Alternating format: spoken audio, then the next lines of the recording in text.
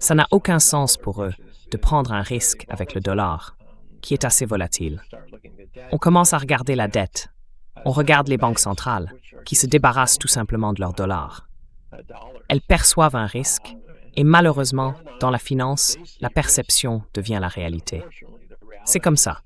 Donc elles le font. Il y a une raison pour laquelle l'or représente aujourd'hui 27% des réserves mondiales. Elles n'ont plus confiance dans le dollar. Avant, quand la situation devenait difficile, on se tournait vers le dollar, parce que c'était la monnaie refuge. C'était garanti. Personne n'allait s'amuser à manipuler le système SWIFT, ce système bancaire que les États-Unis ont désormais transformé en arme.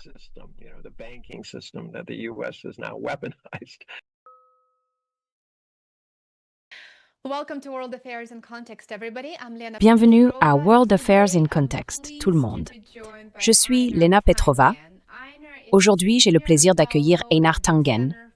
Einar est chercheur principal au Centre pour l'innovation dans la gouvernance internationale et à l'Institut Taipei. C'est aussi un commentateur politique reconnu, spécialisé dans le rôle croissant de la Chine dans la gouvernance mondiale. Einar tient un excellent Substack, Asia Narratives, l'un de mes préférés, que je recommande vivement et dont je mettrai le lien dans la description ci-dessous. Einar, ravi de te retrouver dans l'émission. Merci beaucoup d'être avec nous.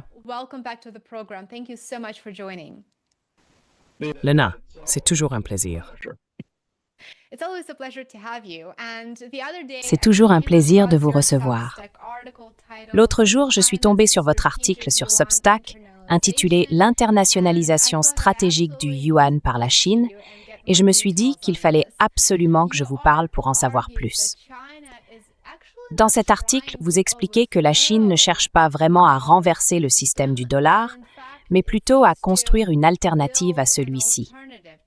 On a l'impression que la Chine est passée d'une posture de réaction face aux sanctions américaines à une démarche proactive de refonte de la finance mondiale. Et je trouve que c'est un tournant vraiment fascinant. Pourquoi, selon vous, tant d'analystes occidentaux continuent-ils à présenter ce changement comme une tentative de remplacer le dollar américain plutôt que comme la construction d'une alternative?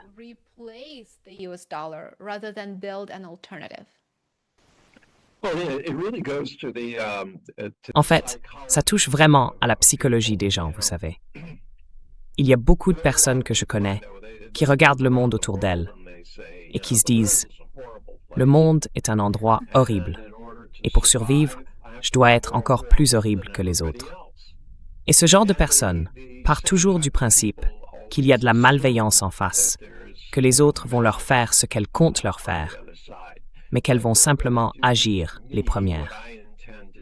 Alors, quand elles voient quelqu'un monter, elles se demandent tout de suite « Qu'est-ce que moi je ferais à sa place ?» Et la réponse, c'est « J'imposerai ma domination ». Donc, beaucoup de ces gens, si vous leur parlez, ils vous diront « Ah oui, bien sûr, la Chine veut dominer. » Mais pourquoi? Pourquoi est-ce qu'elle voudrait ça?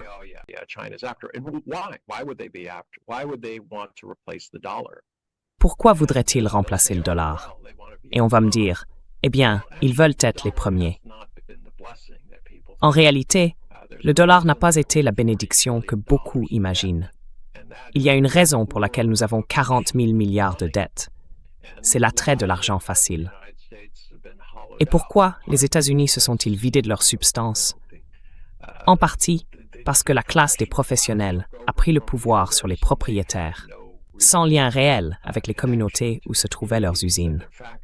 Ils étaient récompensés quand ils réalisaient des gains à court terme. Et si une usine faisait des bénéfices, mais qu'ils pouvaient en faire davantage en la délocalisant, c'est ce qu'ils faisaient. Voilà un premier problème. Le second, c'est que la force du dollar a rendu les États-Unis de moins en moins compétitifs.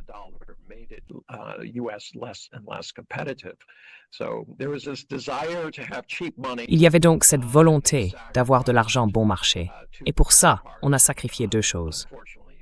Malheureusement, l'une d'elles, c'était l'économie du travail américain, celle des gens ordinaires. Ce n'était pas voulu, pas planifié. C'est juste quelque chose qui s'est produit à cause de la manière dont le système était conçu. On pourrait en parler longuement d'ailleurs. Je pourrais vous raconter toute l'histoire en remontant à 1971 avec le mémo Powell. Powell, pas le secrétaire d'État, mais celui qui, 6 mois plus tard, est devenu juge à la Cour suprême. C'est lui qui a posé les bases de cette idée selon laquelle les entreprises sont des personnes, qu'elles ont donc la liberté d'expression et qu'elles peuvent par conséquent donner autant d'argent qu'elles le souhaitent, à qui elles veulent, quand elles le veulent.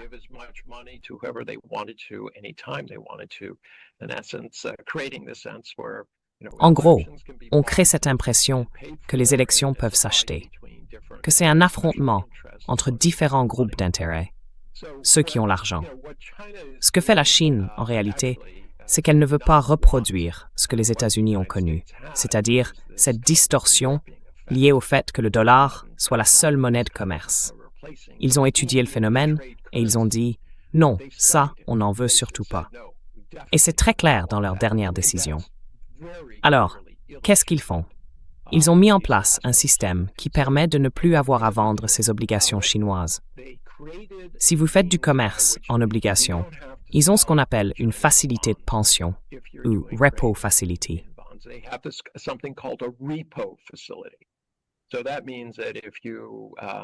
Ça veut dire que si vous avez besoin d'argent, vous pouvez emprunter en utilisant les obligations que vous possédez comme garantie et ensuite utiliser ces fonds. Et puis, ils ont ajouté qu'il y a 6 grandes banques commerciales chinoises qui peuvent, en gros, faire du trading de devises à l'étranger. Donc ça facilite beaucoup les choses. Ils ont aussi une sorte de plan de développement financier à long terme pour les marchés offshore.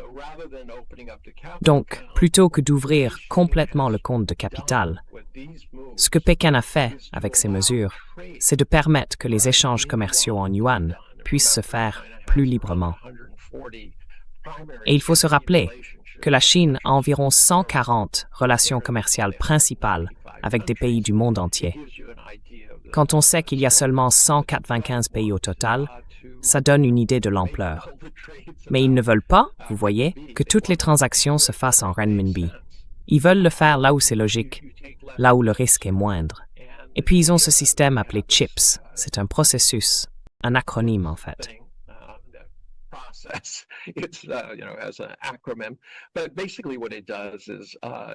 En gros, ce que ça fait, c'est que ça réduit le coût des échanges et ça réduit aussi le risque. Si on fait du commerce, d'accord, et que moi je dois acheter des dollars et toi tu dois en obtenir aussi, eh bien il y a un risque lié à ce qui peut arriver au dollar. Mais si on passe directement, toi avec des livres et moi avec des renminbi, là c'est direct. Il n'y a pas de gros risque. Pas de risque lié à un tiers. C'est ça, en substance. Mais ce que la Chine cherche à éviter, et que les États-Unis ne semblent pas vraiment comprendre, pour revenir à notre premier point, c'est que la Chine ne veut pas de flux de capitaux spéculatifs entrant dans le pays. Ils n'ont donc pas ouvert ce qu'ils appellent le compte de capital, c'est-à-dire la convertibilité. En clair, si vous avez des renminbi en Chine, vous ne pouvez pas librement les convertir en dollars. Il y a des restrictions.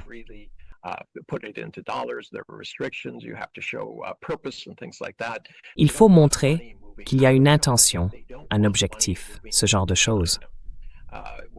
La Chine ne veut pas que l'argent sorte du pays et elle ne veut pas non plus qu'il y entre. Parce que, en période de forte activité, ça pourrait attirer de gros fonds qui viendraient spéculer sur le marché. Et ça, en réalité, ça n'aide pas. Donc la Chine ne fait clairement pas ce que les États-Unis disent qu'elle fait, ni ce qu'ils supposent qu'elle ferait dans la même situation, c'est-à-dire chercher à prendre la place du dollar américain. Ce dont elle a besoin, c'est d'une alternative, surtout dans le contexte actuel, où Washington reste attaché à l'idée de contenir la Chine sur les plans économiques, politiques et géographiques.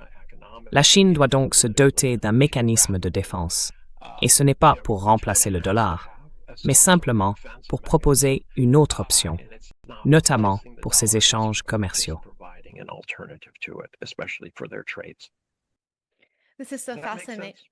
C'est vraiment fascinant. Et je suis sûre qu'il y a encore plein de détails et de discussions techniques qu'on pourrait avoir à ce sujet. Mais pour résumer clairement, nous assistons bel et bien à l'émergence d'un ordre financier parallèle plutôt qu'à un nouveau Bretton Woods.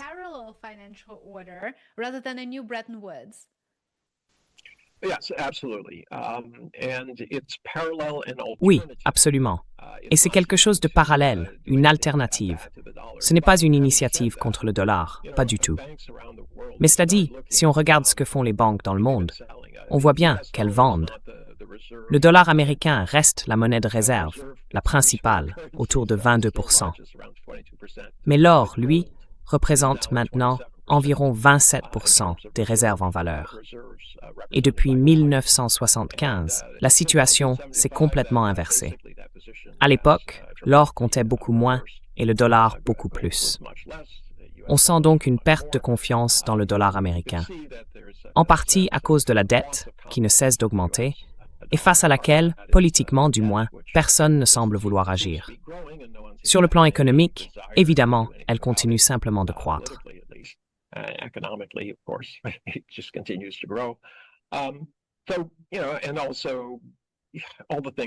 Et puis, avec tout ce qui se passe, Donald Trump, dans sa grande sagesse, a décidé qu'il n'allait plus gérer ses relations commerciales avec le Canada et le Mexique, ses deux plus grands partenaires commerciaux d'ailleurs.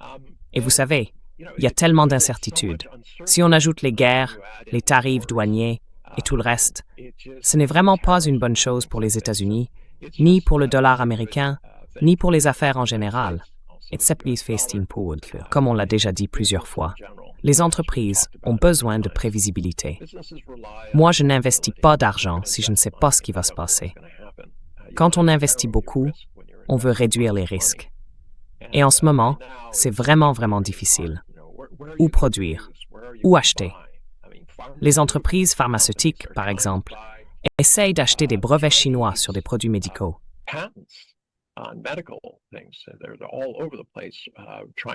Ils sont partout en train d'essayer d'acheter des produits à des entreprises chinoises qui ont développé de nouvelles approches dans le domaine des médicaments, et ainsi de suite. Et maintenant, tout à coup, le Congrès des États-Unis intervient en disant qu'on ne veut pas dépendre de la Chine pour des médicaments vitaux. Et si jamais ils nous coupaient l'accès, ou quelque chose comme ça. Donc en fait, c'est la peur qui dirige tout ça. Ce qui rend tout ce débat sur le biomédical un peu absurde, c'est que la Chine fabrique déjà la plupart des produits chimiques de base utilisés dans les médicaments, dans les produits pharmaceutiques, et ce, depuis longtemps. Alors dire que c'est une nouvelle menace, franchement, c'est n'importe quoi. Mais bon, on continue d'entendre ce discours du genre « il faut se séparer, on ne peut pas dépendre des autres ».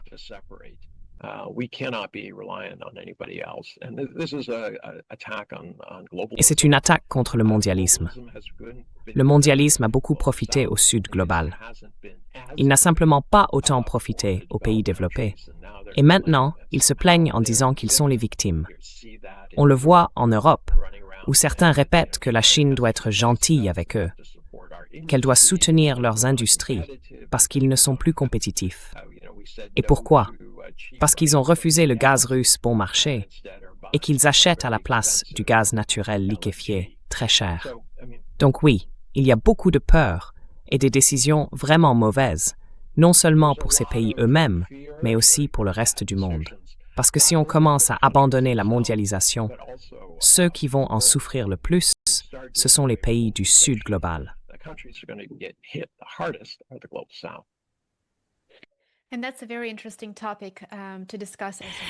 C'est un sujet très intéressant à aborder aussi. Dans votre article, vous parlez de 3 réformes institutionnelles que la Chine est en train de mettre en place pour transformer le yuan, qui sert aujourd'hui surtout de monnaie de règlement, en une monnaie financière plus complète. Est-ce que vous pourriez nous expliquer ces 3 mécanismes et nous aider à comprendre comment, concrètement, ils pourraient permettre à un pays du Sud global, n'importe quel État, d'en tirer parti? Et surtout, comment ces pays pourraient s'en servir pour passer de l'usage du dollar à des règlements en yuan?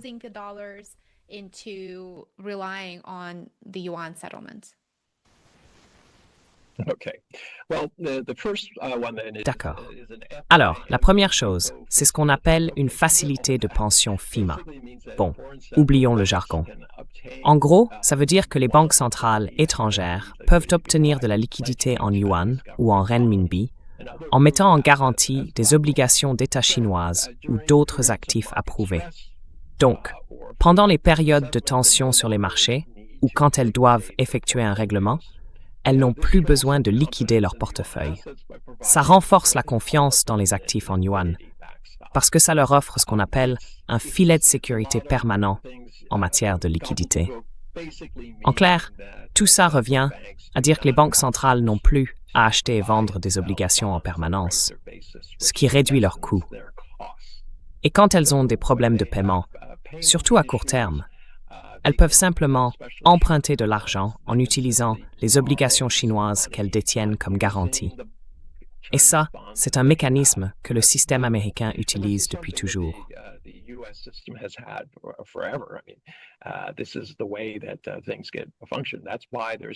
C'est comme ça que les choses fonctionnent. C'est pour ça qu'il y a autant de bons du Trésor qui sont vendus. Les pays étrangers en détiennent pour pouvoir régler leurs comptes, et ce genre de choses. C'est aussi pour ça que la Chine continue de détenir des milliards, des centaines de milliards de dollars américains. Mais la somme qu'ils gardent en dollars sert surtout en fait à couvrir les échanges commerciaux. La Chine et les États-Unis ont toujours un commerce très important, et dans ce contexte, ils ont besoin de conserver des dollars. Sinon, les transactions pour acheter et vendre ces bons du Trésor américain leur coûteraient plus cher. Et puis, il y a un deuxième point. Ils ont autorisé 6 des plus grandes banques commerciales chinoises à faire du trading de devises à l'étranger. C'est un projet pilote, et l'idée, c'est de leur permettre d'effectuer des transactions en yuan via le système de change international.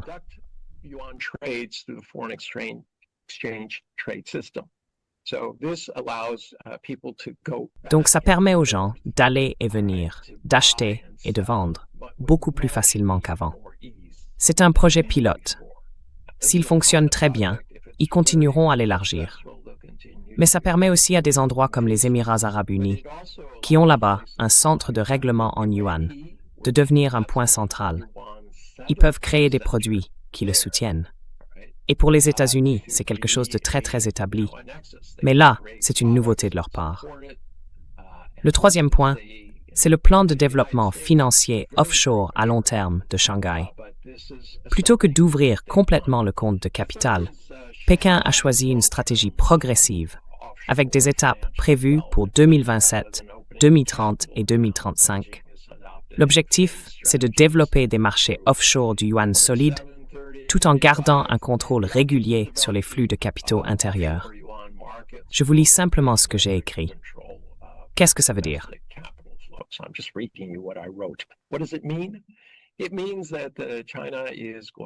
Ça veut dire que la Chine va continuer à utiliser le yuan, surtout à travers des échanges directs.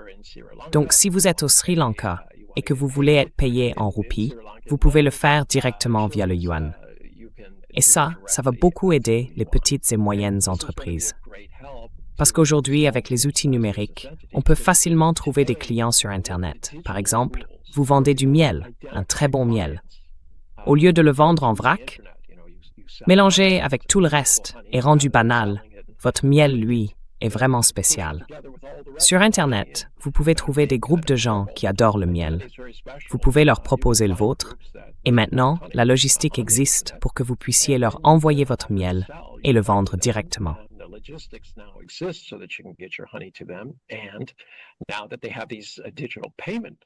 Maintenant qu'ils ont ces plateformes de paiement numérique, on peut vraiment être payé pour ces produits. Et il existe un moyen de s'assurer que quand on envoie quelque chose, ce sera effectivement payé, et ainsi de suite. Donc je pense que c'est l'un des nouveaux domaines verts et porteurs de l'économie. Vous savez, les petites et moyennes entreprises. En Chine, elles représentent 99% de toutes les entreprises. Même aux États-Unis, on parle de plus de 75-80%. En Europe, c'est un peu moins. Mais elles restent quand même l'épine dorsale des économies. Ce sont elles qui payent le plus d'impôts, qui emploient le plus de monde. Des petites entreprises naissent les grandes. C'est là que se fait l'innovation, que les gens ont de bonnes idées et qu'ils peuvent les réaliser. Et maintenant, ils ont les moyens de le faire, non seulement au niveau national, mais aussi à l'international.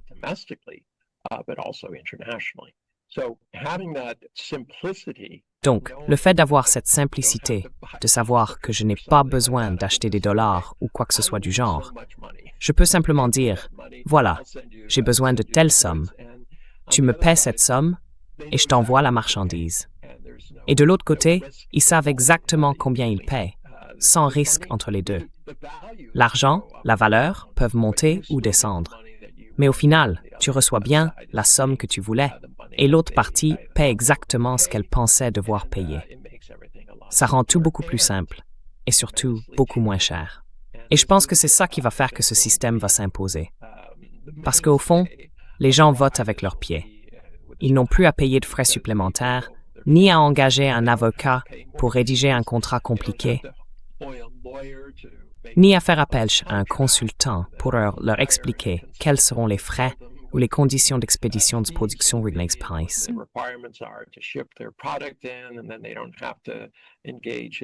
Et puis, ils n'ont plus besoin de gérer des lettres de crédit, de se soucier de l'équilibre de leur paiement ou de se demander combien vaudra le dollar dans quelque temps, et tout ce genre de choses. Du coup, oui, ça simplifie beaucoup les choses.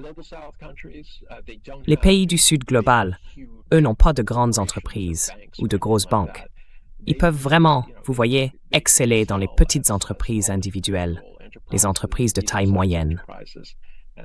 Et je pense que c'est l'un des moyens par lesquels ils peuvent vraiment se développer et avoir de bien meilleures perspectives pour l'avenir.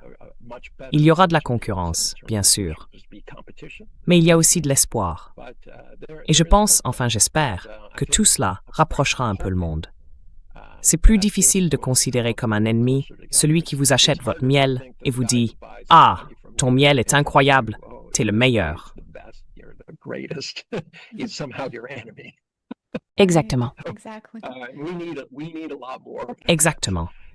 On a vraiment besoin de beaucoup plus de ça dans le monde aujourd'hui, surtout avec tous ces médias qui répètent sans arrêt « Méfiez-vous d'eux ». Franchement, c'est bizarre. J'avais un ami qui est venu ici et il me dit « Je peux emmener mon téléphone et mon ordinateur portable ?» Je lui réponds « Ben oui, pourquoi pas ?» Et lui, tu sais, j'ai entendu des histoires.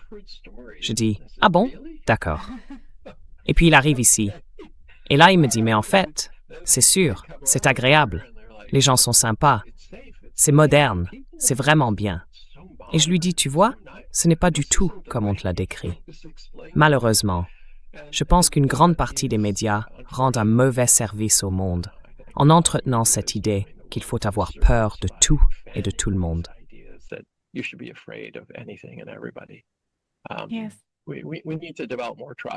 Oui, il faut qu'on développe davantage de confiance.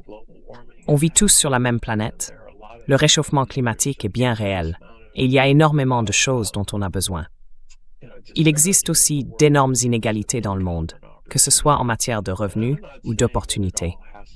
Je ne dis pas qu'il faut que tout soit uniforme ou parfaitement égal, mais il doit y avoir une limite, une ligne qu'on ne franchit pas, au nom de l'humanité. On veut que les gens soient en bonne santé. On veut qu'ils soient éduqués pour qu'ils puissent être productifs dans la société. On veut aussi prendre soin de ceux qui, vous savez, font le travail. Ils doivent avoir une certaine sécurité à la fin de leur vie. Et ils doivent y contribuer. Ce n'est pas gratuit. En fait, on doit tous y mettre du nôtre.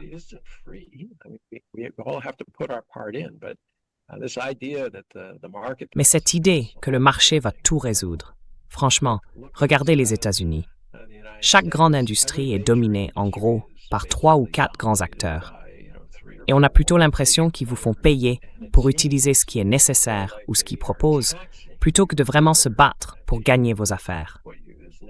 Alors vous voyez, la Chine suit sa propre voie. Et comme je vous le disais tout à l'heure, j'ai un peu perdu espoir.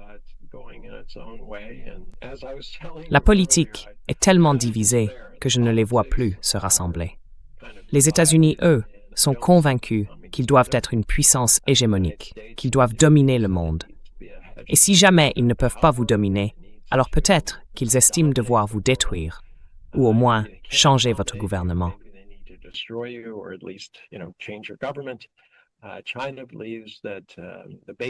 La Chine pense que la base de l'ordre mondial, quand on vit dans un système multipolaire et multilatéral, ce sont les valeurs humaines fondamentales.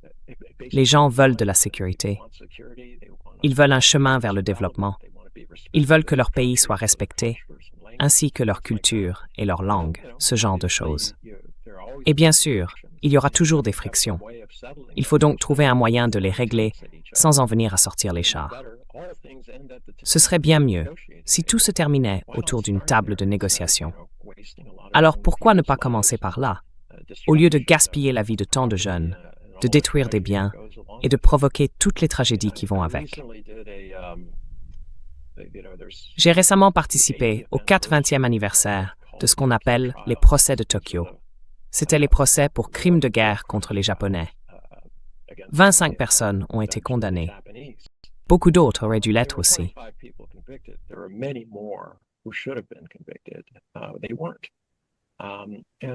Non, ils ne l'étaient pas. Et vous savez, en repensant à tout ça, j'ai compris que la violence d'une guerre ne s'arrête pas quand elle est finie. Les gens qui ont commis des atrocités, en Chine, par exemple, il y a eu environ 35 millions de morts, directement ou indirectement. Beaucoup sont morts de faim ou à cause des épidémies déclenchées par les Japonais, en plus de ceux qui ont été massacrés.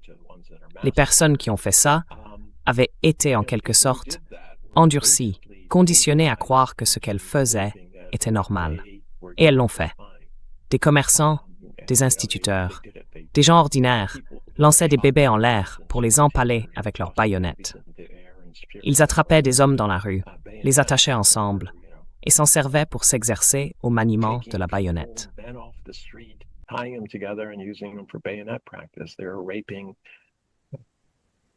Ils violaient des enfants, des femmes, même des femmes âgées. C'est inimaginable. Quand on va au Japon, on ne se dit pas en regardant les gens, ce sont eux qui ont pu faire ça. Et pourtant, ils avaient été brisés. Dans l'armée japonaise, en gros, la première année, on te battait et on t'humiliait tous les jours pour te casser. Comme ça, la deuxième année, tout ce que tu voulais, c'était te venger et faire subir aux nouveaux ce qu'on t'avait fait. C'est comme ça qu'ils sont devenus des monstres. Mais c'était voulu, c'était fait pour ça. Et quand ces gens rentrent de la guerre, les blessures restent. On ne revient pas à une vie normale après avoir fait des choses comme celles dont je viens de parler.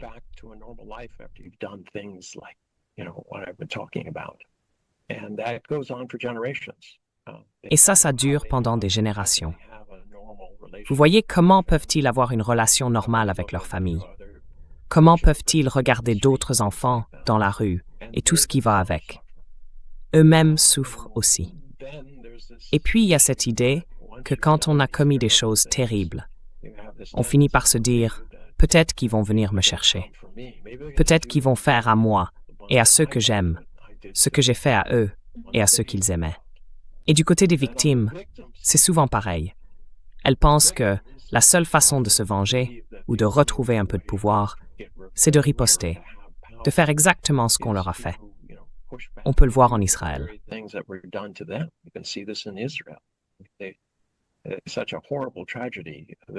C'est une tragédie absolument horrible. Le seul groupe de personnes au monde qui devrait se lever contre ça, qui devrait reconnaître ce qui se passe quand on commence à déshumaniser les gens, à les tuer. 2% des enfants de Gaza ont été tués. C'est tombé aujourd'hui. C'est terrifiant d'imaginer que des enfants soient abattus pendant que leur mère les allaite, qu'on leur tire délibérément dans la tête et dans le cœur. Il y a des centaines et des centaines de cas comme ça. Ce genre de brutalité, ça finit toujours par déclencher d'autres guerres. Je crois vraiment que ceux qui sont responsables, ceux qui mettent en place le système qui fabrique des monstres, ce sont eux, les vrais coupables, les pires.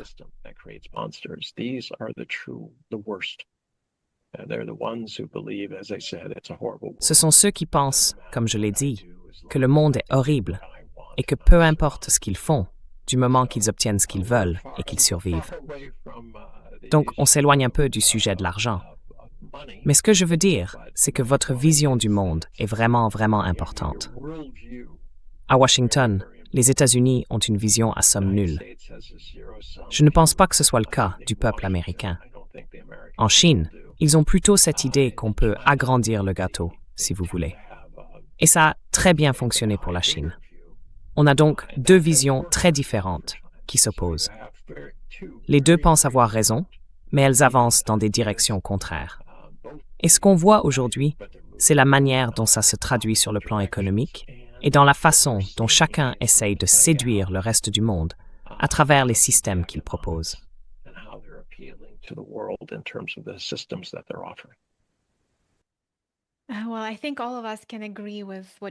Eh bien, je pense que nous sommes tous d'accord avec ce que tu viens de dire, Einar.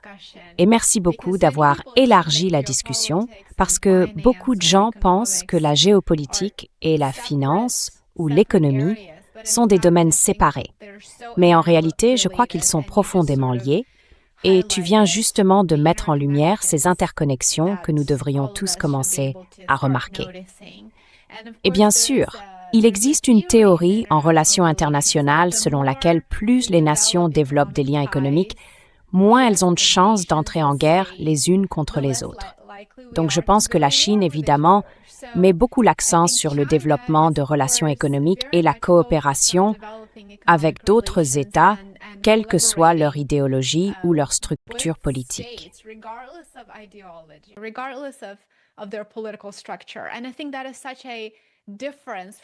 Et je pense que c'est une vraie différence par rapport à ce qu'on voit en Occident. C'est très, très différent.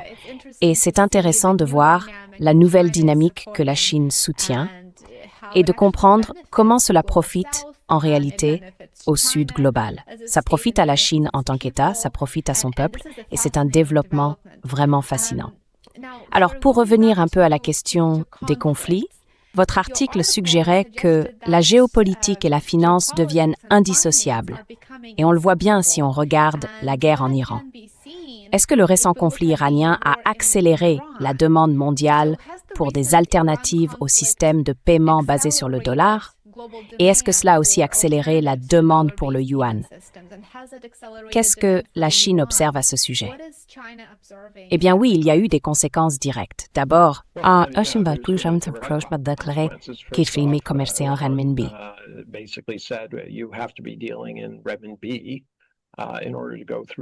Pour pouvoir passer par le détroit. Ensuite, ils ont fermé le détroit. Puis les États-Unis ont fermé le détroit. Je ne sais pas qui le ferme maintenant.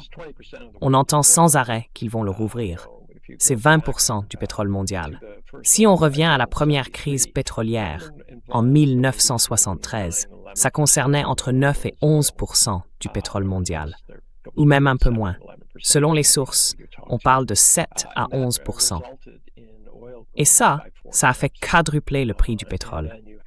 Quelques années plus tard, en 1979, il y a eu la révolution iranienne. Là, c'était beaucoup moins, entre 3 et 5% du pétrole mondial.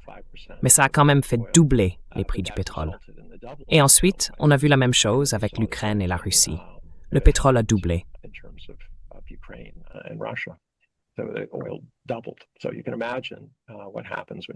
Alors, imaginez un peu ce qui se passe quand on atteint 20%. Et à 20%, les gens devraient arrêter de penser « Ah, c'est juste l'essence dans ma voiture ». C'est pas ça. 40% du pétrole, de l'énergie, sert aux procédés industriels, que ce soit pour les parfums, les lubrifiants, les tissus, la rayonne, tous ces tissus synthétiques. Tout ça vient du pétrole. Le plastique vient du pétrole. Un simple pain, c'est entre 15 et 25% d'énergie pure. Et les gens demandent, mais comment c'est possible?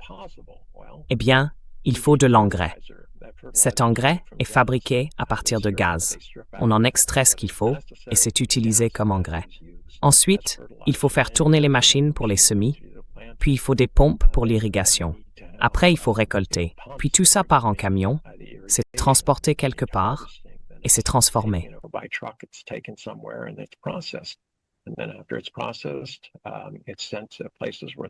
Et ensuite, une fois que c'est transformé, c'est envoyé dans des endroits où on fait le pain. Le pain, lui, part ensuite dans des usines, comme je l'ai dit, emballé dans du plastique, puis il est distribué dans les magasins et finit par arriver chez vous. Tout ça, le transport, la logistique, tout, c'est de l'énergie. Les gens ne réalisent pas vraiment à quel point tout cela a été néfaste. On estime qu'il pourrait y avoir entre 3 et 5% d'impact sur les produits alimentaires et sur la prochaine récolte cet automne. Les gens ne se rendent pas compte que si on n'utilise pas d'engrais, ça peut réduire le rendement de 15 à 25%. Donc, si vous comptiez sur 100 000 boisseaux de blé, vous pourriez n'en avoir que 425 000, voire 75 000. Et ça, forcément, ça aura un impact. Ce qui restera sera plus cher.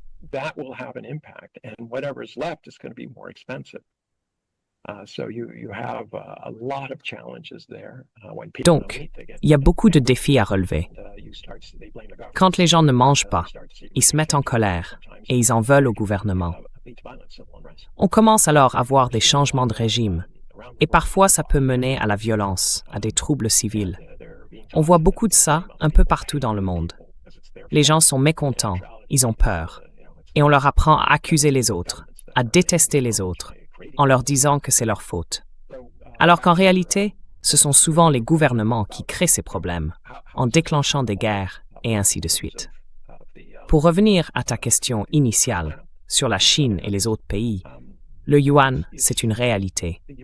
Quand un pays représente presque 30% de la production mondiale, c'est-à-dire la Chine, et qu'il est le principal partenaire commercial de 140 pays, eh bien oui, le yuan est là pour durer.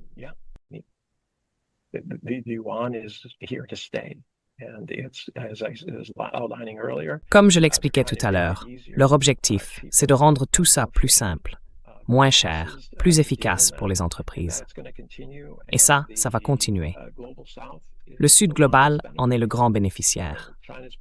La Chine a investi plus de 1 400 milliards de dollars dans l'initiative des nouvelles routes de la soie. Au départ, il s'agissait surtout de construire des ports, des aéroports, des routes, des trains. Bref, tout ce qui touche au transport, et ensuite à la capacité de gérer le fret et ce genre de choses. Si on remonte un peu, je ne sais pas si vous vous souvenez du port de Hambantota au Sri Lanka.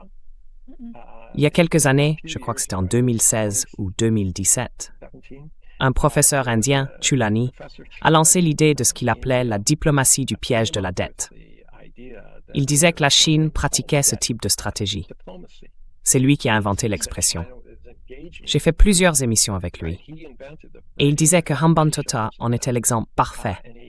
Un port inutile, qui ne rapporterait jamais d'argent et qui ne ferait qu'alourdir la dette du Sri Lanka.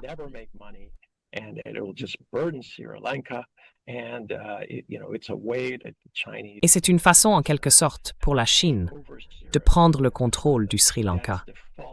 Parce que quand les dettes ne sont pas remboursées, ils peuvent exiger des ressources ou des contrats spéciaux, et ainsi de suite.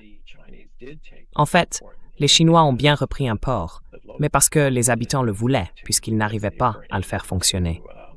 Et aujourd'hui, le port n'appartient pas à la Chine. Il est loué à une entreprise chinoise. Et maintenant, ils doivent l'agrandir, parce qu'ils n'arrivent plus à gérer tout le fret qu'ils ont. Donc ils vont l'étendre d'un tiers. Alors j'attends la prochaine fois que je serai avec le professeur Chulani, et je lui dirai « Bon, expliquez-moi encore cette histoire de diplomatie du piège de la dette. » Je suis sûr qu'il me répondra « Eh bien, peut-être que ça n'a pas marché là-bas, mais ils le font partout ailleurs. » Et moi, je lui dirai que je l'ai stoppé là-bas. La Chine, au départ, voulait construire des infrastructures. Mais l'an dernier, vous avez entendu Xi Jinping dire qu'il était temps de mettre en place le cadre.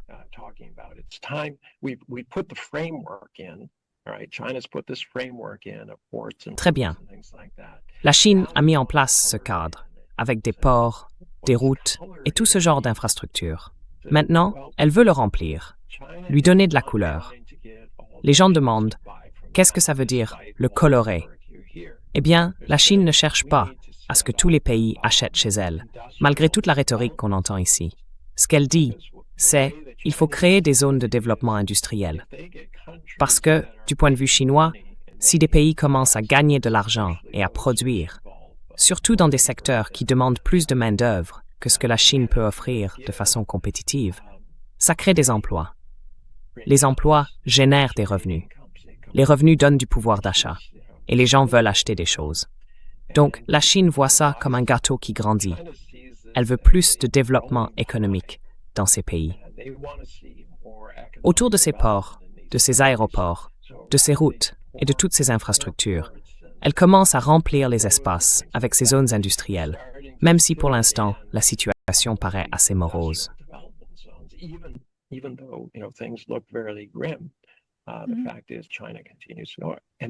Le fait est que la Chine continue de croître.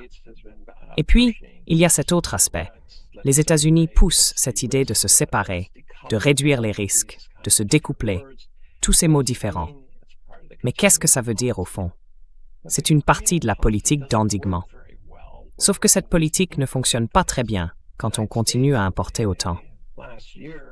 L'an dernier, les États-Unis ont importé environ 4 300 milliards de dollars, soit littéralement un quart de ce qu'ils consomment. On ne peut pas remplacer ça. Et on ne va pas construire des usines capables de reproduire tout ça sur le sol américain. Alors oui, c'est peut-être plus marqué « fabriqué en Chine ». C'est marqué « fabriqué en Indonésie » ou au Sri Lanka ou au Bangladesh ou en Inde. Mais je vous assure que le tissu, lui, vient de Chine. Et si c'est, disons, des vêtements, les fermetures éclairs viennent aussi de Chine.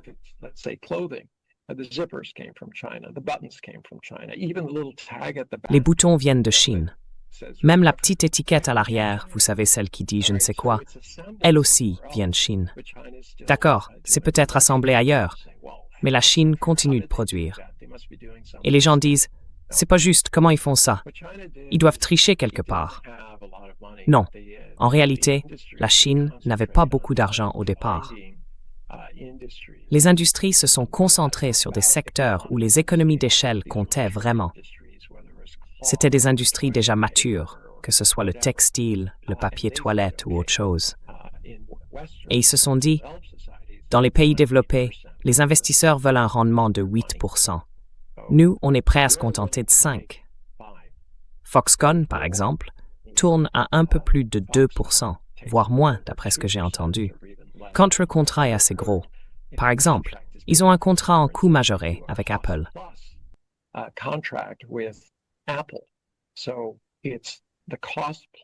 Donc c'est le coût plus, quel que soit le coût, plus environ 2%. Un peu moins, un peu plus, selon le produit. Et ça ne pourrait pas se faire aux États-Unis, parce que les banques ne vous prêteraient pas d'argent. Elles diraient simplement « Non, votre rendement n'est pas suffisant ». Elles auraient peur qu'il se passe quelque chose, que vous fassiez faillite et que vous ne puissiez pas les rembourser. En Chine, c'est une toute autre histoire. Là-bas, il y a un nombre énorme d'entreprises qui produisent à des coûts extrêmement bas, avec des marges très faibles. Du coup, il est très difficile de rivaliser avec elles.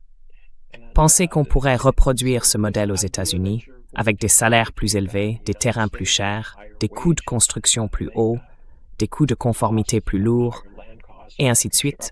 C'est tout simplement pas réaliste.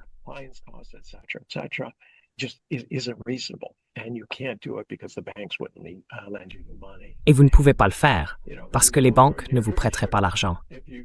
Et si vous allez voir vos actionnaires en disant « Bon, je pense qu'on peut faire 2%, ils vous répondraient « Non, je dois vendre cette action tout de suite. » Donc c'est un de ces cas où la Chine a fini par occuper ce rôle, simplement parce que c'était le seul endroit où ils pouvaient aller. Et maintenant, il y a ces craintes, comme je le disais, qui reposent en gros sur cette idée. Eh bien, si j'avais ce pouvoir, les États-Unis se disent, si nous avions ce pouvoir, nous l'utiliserions, et nous l'utiliserions contre d'autres nations. Alors ils partent du principe que tout le monde ferait la même chose, parce qu'ils ont une certaine vision du monde. Et ça rejoint ce que vous disiez. L'économie, la manière de voir les choses et la politique sont vraiment, vraiment étroitement liées.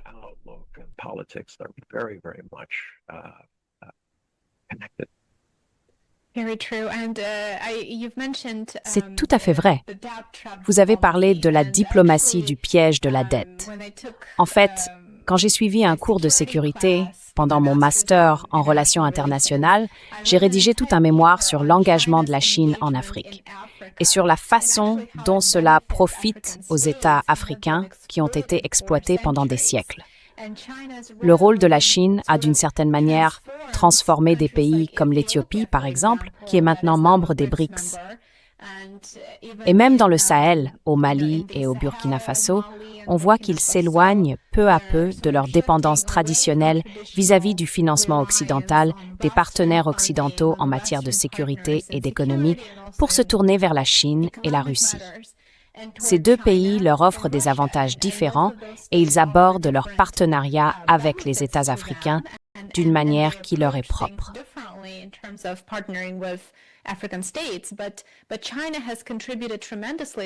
Mais la Chine a énormément contribué à l'expansion des infrastructures sur le continent africain.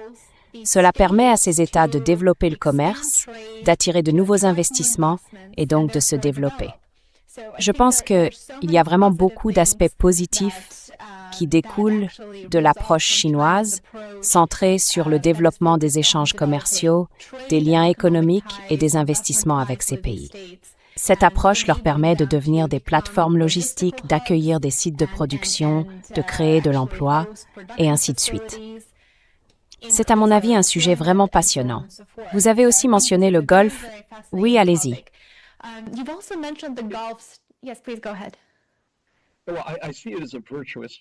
Eh bien, moi je vois ça comme un cercle vertueux, vous voyez?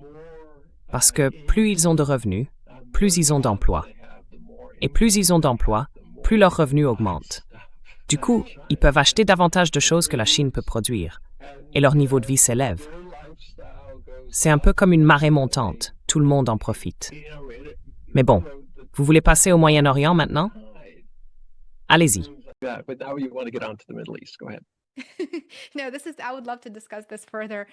Non, j'aimerais vraiment qu'on en parle davantage, mais je sais que notre temps est limité aujourd'hui. Mais vous avez soulevé un autre point, vous avez parlé du Golfe, et je pense que les États du Golfe, le CCG, c'est aussi un sujet très intéressant. Donc le Golfe et surtout les Émirats arabes unis est devenu un terrain d'expérimentation important pour l'internationalisation du yuan. Pensez-vous que des marchés du pétro-yuan pourraient finir par apparaître aux côtés du pétrodollar ou même à la place des marchés du pétrodollar? Qu'en pensez-vous?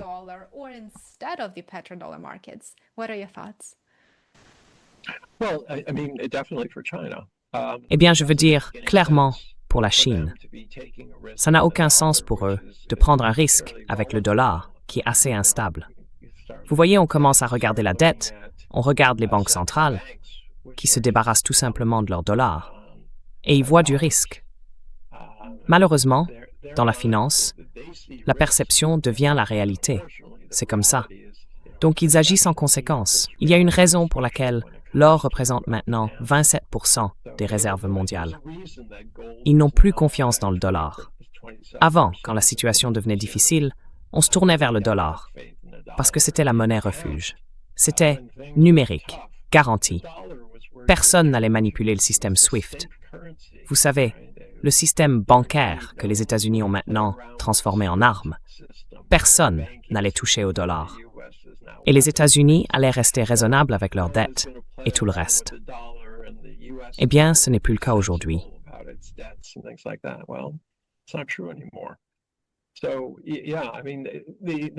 Oui, enfin, le Moyen-Orient. Les Émirats arabes unis sont très sophistiqués. Ce sont sans doute les plus avancés des pays du Golfe. Ils ont été beaucoup plus ouverts, et ce, dès le départ, bien avant les autres. Les autres rattrapent leur retard. Évidemment, ils ont des revenus importants grâce au pétrole, au gaz et à tout ce qui va avec. Mais ils voient bien qu'à l'avenir, le pétrole et le gaz n'auront peut-être plus la même valeur qu'avant, surtout comme source d'énergie. Regardez le Moyen-Orient. Ils ont énormément de soleil. Ça représente une puissance énorme pour le solaire. Et aujourd'hui, le solaire coûte vraiment peu cher. Donc ils cherchent des alternatives. Ils veulent construire une économie tournée vers l'avenir. Et malheureusement, jusqu'à l'éclatement de la guerre avec l'Iran, tous leurs paris, et on parle de dizaines de milliers de milliards de dollars, portaient sur la création de compagnies aériennes, l'achat d'avions, la construction d'immeubles, de villes, de réseaux de transport, d'écoles, tout ce qu'on peut imaginer.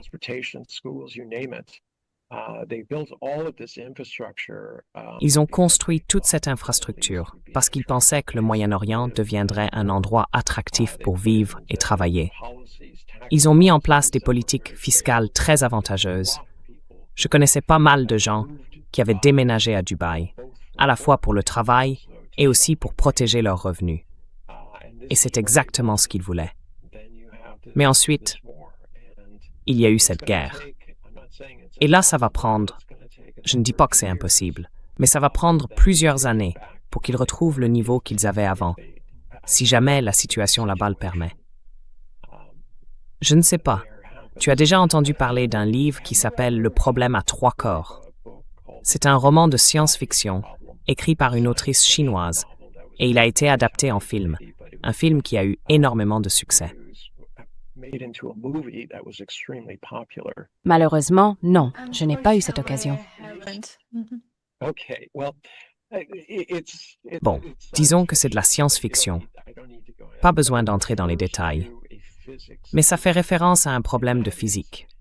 En gros, si vous avez deux corps célestes, par exemple la Terre et le Soleil, qui tournent l'un autour de l'autre, on peut calculer très précisément ce qui va se passer, où chacun se trouvera. Mais si vous avez trois corps célestes indépendants, qui gravitent les uns autour des autres, là, on ne sait plus ce qui va se passer. Les lois de la physique ne permettent pas de le prévoir, parce qu'ils ont des forces de gravité différentes, des interactions différentes entre eux. Les physiciens n'arrivent pas à résoudre ce problème, et c'est pour ça qu'on l'appelle le problème des trois corps. Et au Moyen-Orient, c'est exactement ce qu'on a.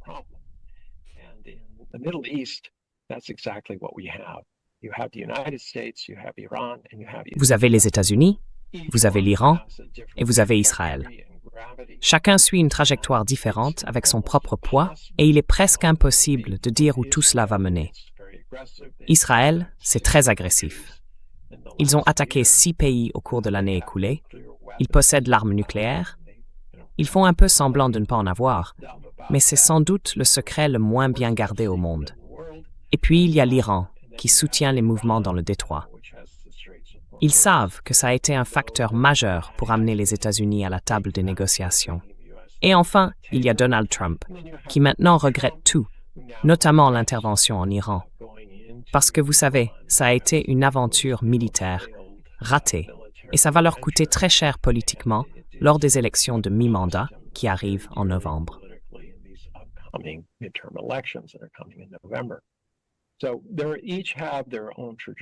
Chacun suit sa propre trajectoire. Et malheureusement, Israël est déterminé à empêcher tout traité de paix entre les États-Unis et l'Iran. On le voit bien avec Trump qui dit des choses désagréables à l'Iran, à Bibi Netanyahou, et Netanyahou qui répond « On va se débrouiller seul. On n'a pas besoin des États-Unis. » Eh bien, ils ont toujours ces armes nucléaires. Et ça, c'est un vrai problème majeur. La question c'est, est-ce qu'ils s'en serviraient? Et vous savez, que se passerait-il après? Ce sont des temps vraiment inquiétants. Alors dans ce contexte-là, les pays du CCG, eh bien, qu'est-ce qu'ils font? Ils font du mieux qu'ils peuvent.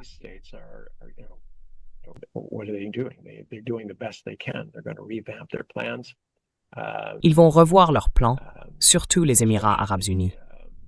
Leur grand projet à la base, c'était d'être un intermédiaire, commercer massivement avec la Chine, construire des usines, puis servir d'intermédiaire, notamment vers l'Inde, vers l'Afrique et d'autres régions avec lesquelles ils pensent avoir des relations commerciales.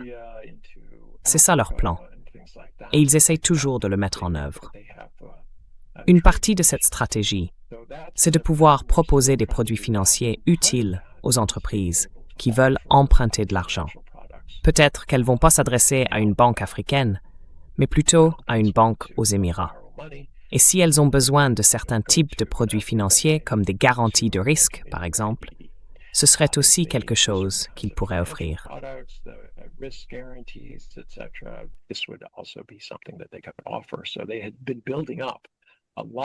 Ils avaient accumulé beaucoup d'expertise dans ces domaines. Du coup, de nombreux banquiers d'investissement et d'autres professionnels s'y installaient et travaillaient activement à trouver des solutions aux problèmes du tiers-monde. C'est là qu'ils en étaient. Et puis arrive le yuan. Le yuan, ils le voient comme une alternative crédible, surtout pour l'Afrique.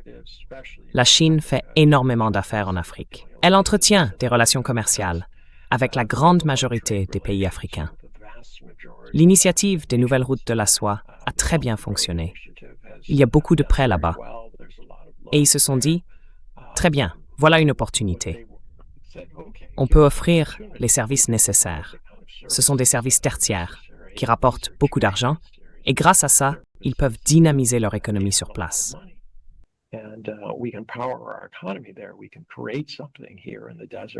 On peut créer quelque chose ici, dans le désert, tu vois, un endroit agréable où vivre. Il fait un peu chaud en été, mais bon, avec la clim, ça va. Ou alors, tu peux aller en Europe quelque temps, si seulement il ne faisait pas aussi chaud en ce moment. Mais bon, c'était le plan. Et on a vu des choses similaires en Arabie Saoudite, au Qatar, au Koweït et ailleurs. Donc oui, c'est très frustrant. C'est beaucoup d'argent gaspillé. La vraie question, c'est comment tout ça va se résoudre? Mais quoi qu'il arrive, le yuan devient clairement un facteur de plus en plus important comme monnaie alternative, surtout pour les pays qui commercent avec la Chine, ceux dont la majorité des échanges se font avec la Chine.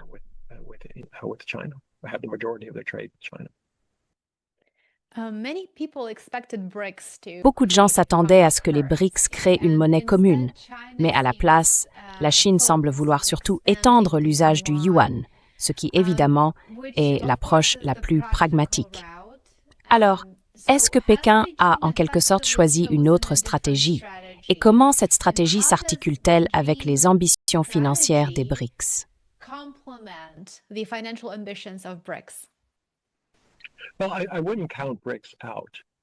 Eh bien, je ne mettrai pas les BRICS de côté.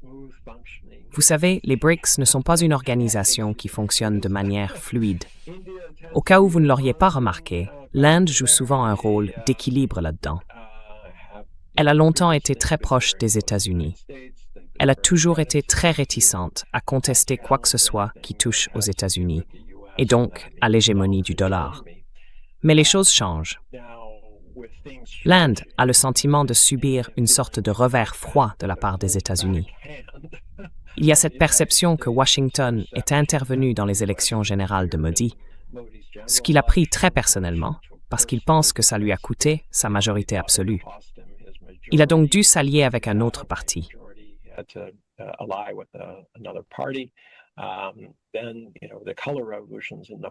Alors, vous savez, les révolutions de couleur au Népal et au Bangladesh, beaucoup ont eu le sentiment que la présence américaine était partout derrière tout ça.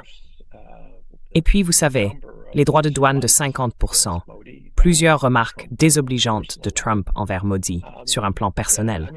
Vous voyez ce que je veux dire. Ensuite, je parlais du visa H-1B, dont la majorité profite à des Indiens hautement qualifiés qui travaillent aux États-Unis. Tout ça, petit à petit, a fini par retourner une partie du peuple indien contre les États-Unis. Et du coup, vers qui se tournent-ils? Ils restent non alignés.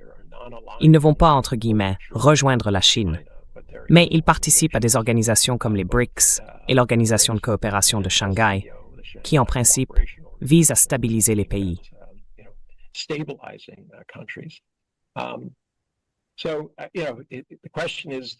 Alors la question c'est, est-ce qu'ils vont enfin dire « bon, il est temps pour nous de le faire ». Je pense que la Chine est arrivée à un point où elle s'est dit « on a tellement d'échanges commerciaux qu'il faut créer un moyen plus simple et moins cher pour que les gens puissent commercer avec nous ». Si on regarde ce que fait la Chine dans l'ensemble, elle cherche à rendre sa production plus efficace, moins coûteuse. Ils ont de loin le meilleur système logistique au monde. Donc, leur objectif, c'est de maintenir leurs coûts au plus bas pour rester compétitifs. Et une partie de ça, c'est le volet financier. Ils continuent donc à chercher des moyens de réduire les coûts pour que ceux qui commercent avec eux se disent « Oui, c'est avantageux de faire affaire avec la Chine ».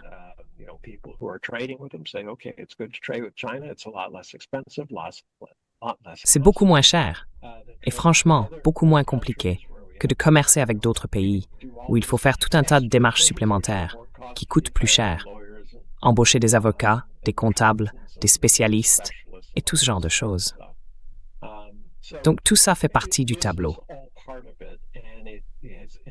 Et c'est un autre exemple du fait que la Chine ne dit pas « Vous devez venir à Shanghai, à Pékin ou à Hong Kong pour faire vos produits financiers si vous travaillez en yuan ». Non, ils disent plutôt « Nous sommes contents d'avoir des centres de commerce ou de règlements en renminbi un peu partout dans le monde ». Et ça, c'est un peu différent. Je veux dire, New York, c'est New York, non? On ne va pas ailleurs.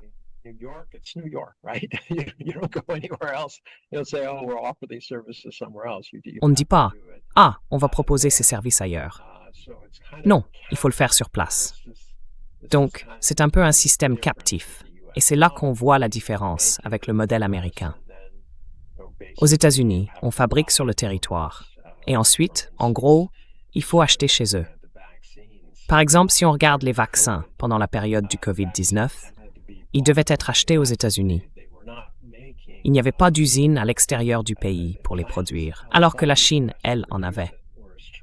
Les Chinois disaient que c'était mieux d'avoir les usines plus proches des endroits où les vaccins allaient être utilisés, là où le besoin était réel.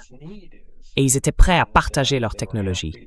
Ces usines ont produit les vaccins et ça a sauvé des vies.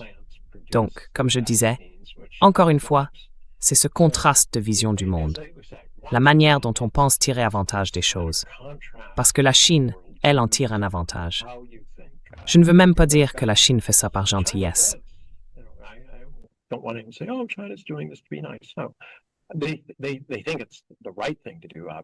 Ils pensent que c'est la bonne chose à faire, bien sûr, mais c'est aussi bon pour l'économie chinoise. Ils ont cette production, ils veulent vendre, ils veulent faire venir des ressources, puis leur donner de la valeur ajoutée et les revendre. C'est une grande partie de leur économie et ça le restera, malgré l'idée qu'une part croissante de leur économie sera tirée par leur propre consommation. Il faut toujours des ressources pour fabriquer des choses. Et c'est comme ça qu'ils s'y prennent. Donc il s'agit de partage. Comme je l'ai déjà dit, la Chine, à travers l'initiative des nouvelles routes de la soie, est en train de se déployer, de créer de nouvelles zones de production, de nouveaux emplois et toutes sortes d'activités dans les pays avec lesquels elle commerce. Et tout cela génère énormément de bonne volonté.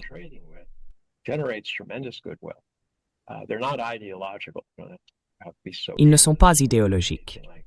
Ils n'ont pas besoin d'être socialistes ou quoi que ce soit de ce genre. Ils disent simplement « Respectons nos différences, essayons de nous comprendre, cherchons des occasions de travailler ensemble, et comme ça, on peut tous les deux prospérer. Chacun peut choisir sa propre manière de prospérer, gérer ses propres affaires.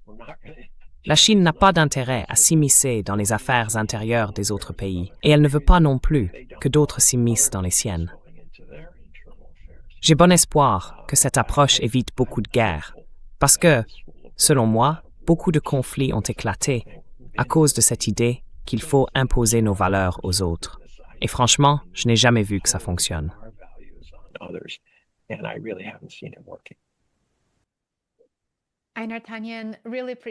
Einar Tangen, je vous remercie vraiment pour vos analyses. C'est toujours un plaisir d'entendre vos réflexions et de profiter de votre expertise. Cette conversation était passionnante.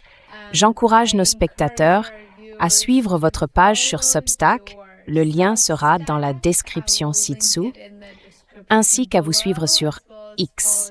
Vos points de vue sont toujours très intéressants et c'est un vrai plaisir d'échanger avec vous. Merci beaucoup d'avoir été avec nous, Einar. Merci de m'avoir invité. C'est toujours un plaisir. Merci.